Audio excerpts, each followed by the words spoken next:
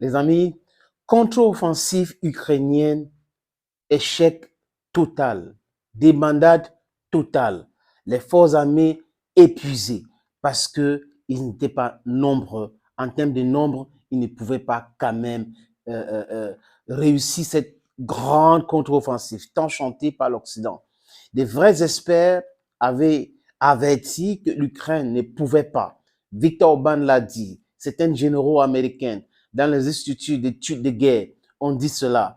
McGregor, qui est colonel à Washington Institute de la recherche, avait dit cela. Il dit ça tous les jours. Mais bon, comme les va en guerre, ceux qui font de l'argent et beaucoup d'argent quand il y a des conflits, n'écoutent personne parce qu'ils sont là uniquement pour faire de l'argent. Mais seulement, ces néocons ne se rendent pas compte que les choses sont en train de bouger dans le monde. Le Kenya, les pays des BRICS, d'autres pays qui vont entrer dans le BRICS. L'autre jour, lors du Forum international de Saint-Pétersbourg, il y avait plus de 20 pays qui étaient présents et ils ont pris la résolution de passer autre que le dollar pour faire les affaires. Parce qu'ils ont dit au nom de quoi, pour faire les affaires dans le monde, on doit plutôt acheter les dollars ou utiliser les dollars. Donc, l'hégémonie américaine à ce qui concerne le dollar est en train de s'écrouler. We are talking here of de-dollarization. It is a process is going on. And why these people in Washington are not seeing it clearly, the Europeans are not seeing it clearly, the whole world is acting that. And it is going to happen. They don't know that very soon the economy is going to crumble.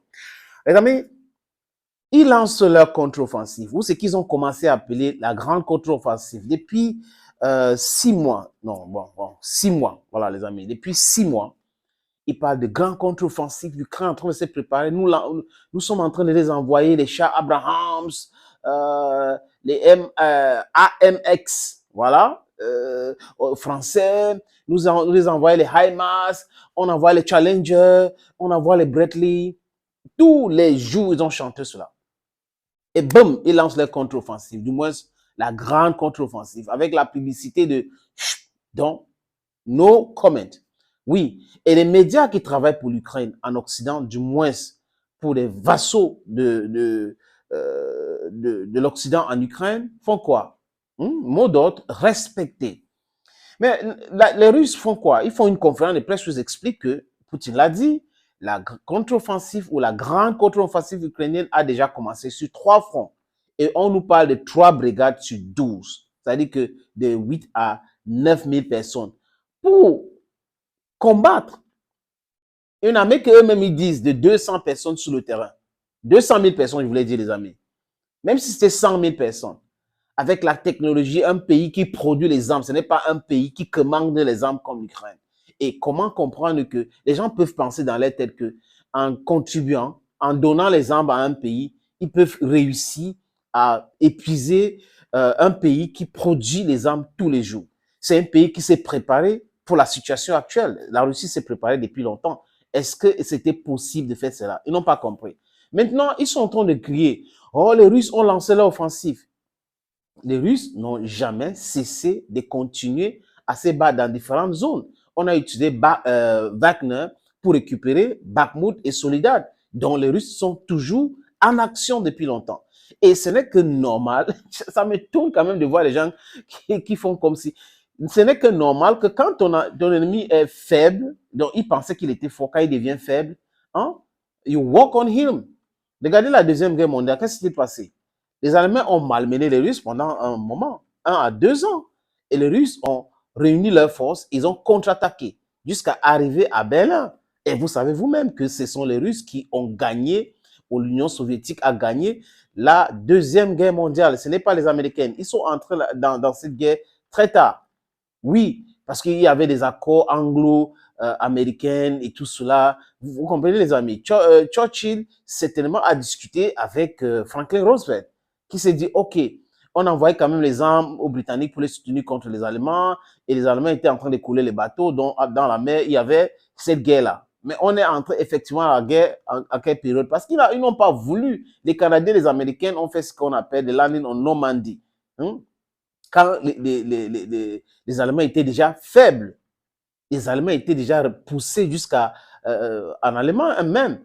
Donc, en fait, les amis, les gens doivent comprendre que la guerre d'usure, ou ces gens doivent comprendre que la guerre d'usure qu'ils ont cherchée, ça va les dépasser parce qu'ils n'ont pas préparé l'économie. Ce n'est pas une économie de guerre. Les Russes, depuis 2014 ou avant même, avaient déjà commencé à préparer cette situation.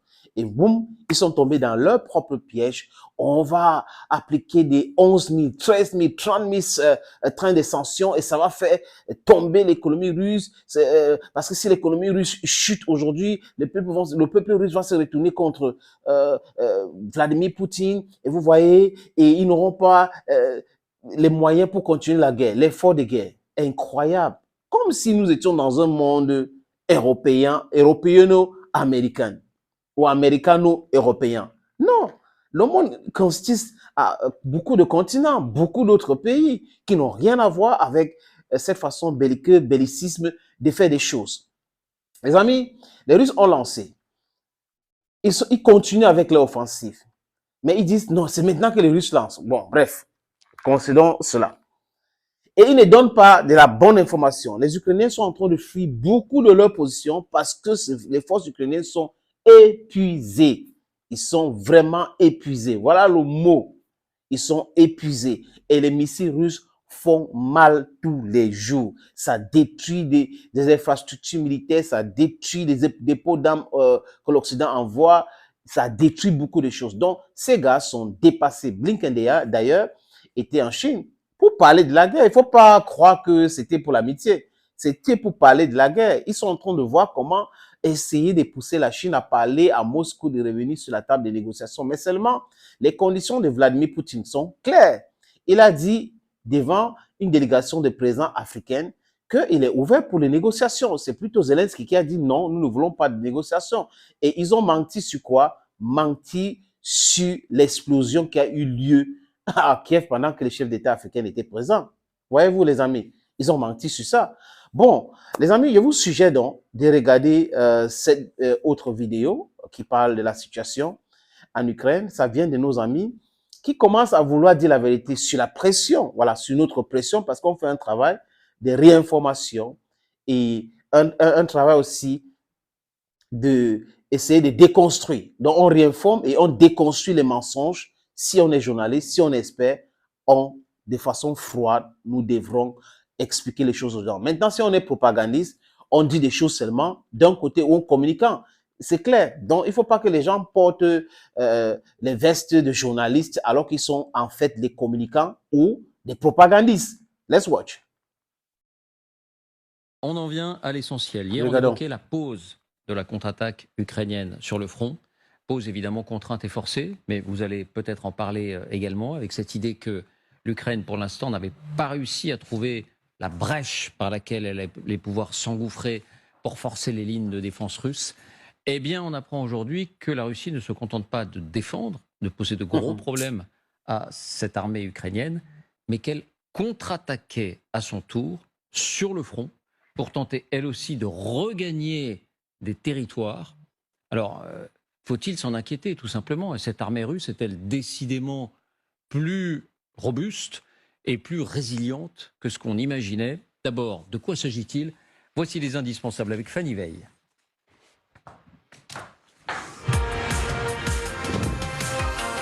Bonsoir Fanny. Bonsoir David, bonsoir à tous. Alors d'abord, où se déroulent ces contre-attaques sur le front précisément? Eh bien, c'est simple, David. Les Russes attaquent sur les endroits du front où l'armée ukrainienne a le moins de troupes en première ligne, c'est-à-dire là où elle n'a pas lancé d'opération. C'est assez frappant si l'on regarde la carte, vous allez le voir. Voici les 3 principales attaques ukrainiennes. Ce sont ces flèches jaunes, on vous en parle depuis quelques jours. Eh bien, voici maintenant à quoi ressemblent les 3 principales contre-attaques russes. Ici, ici et là, les flèches donc en rouge. Entrons maintenant dans le détail. Moscou, vous allez le voir, avance dans le nord vers la région, vers la ville de Kupiansk. C'est dans la région de Kharkiv, à côté de celle de Louhansk. Il y a des avancées indéniables ces derniers jours, notamment cette zone. Dans cette zone que Moscou revendique, il y a ce village. Moscou aurait pris la moitié nord de ce village. Un peu plus au sud, les Russes attaquent également dans cette autre zone. On est entre les villes de Svatove et Kremina, toujours dans la même région. Et cette fois, vous le voyez, il y a beaucoup moins de réussite. Et enfin, toujours plus au sud, les Russes sont aussi à l'offensive dans la région de Donetsk, et en particulier autour de la ville même de Donetsk. Écoutez le colonel Michel Goya. des bataillons, des compagnies qui attaquent, qui poussent vers l'avant, qui font presque, on appelle ça de la reconnaissance offensive, c'est-à-dire qu'on avance au maximum de ce qu'on peut, et puis lorsqu'on tombe sur une défense qui est vraiment solide et très organisée, on arrête, parce qu'on n'a pas les moyens d'aller plus loin, on n'a pas les ressources pour mener des attaques à plus grande échelle. En clair, ces offensives ne sont pas massives, elles sont ciblées, limitées, un peu à l'image des opérations ukrainiennes depuis une quinzaine de jours. Mais elles sont suffisamment établies pour que Kiev s'en inquiète. L'ennemi n'abandonne pas ses plans pour atteindre les frontières des régions de Donetsk et de Lugansk, déclare la vice-ministre de la Défense ukrainienne Anna Maliar. En d'autres termes, les Russes qui occupent aujourd'hui 98% du territoire de Luhansk voudraient atteindre les 100% et voudraient aussi progresser dans la région de Donetsk. Mais est-ce que ça marche ? Est-ce que ces troupes russes regagnent vraiment du terrain ? D'après l'Institut américain pour l'étude de la guerre, dont on connaît les positions pro-Ukraine, Moscou réalise des gains, mais des gains marginaux dans cette zone.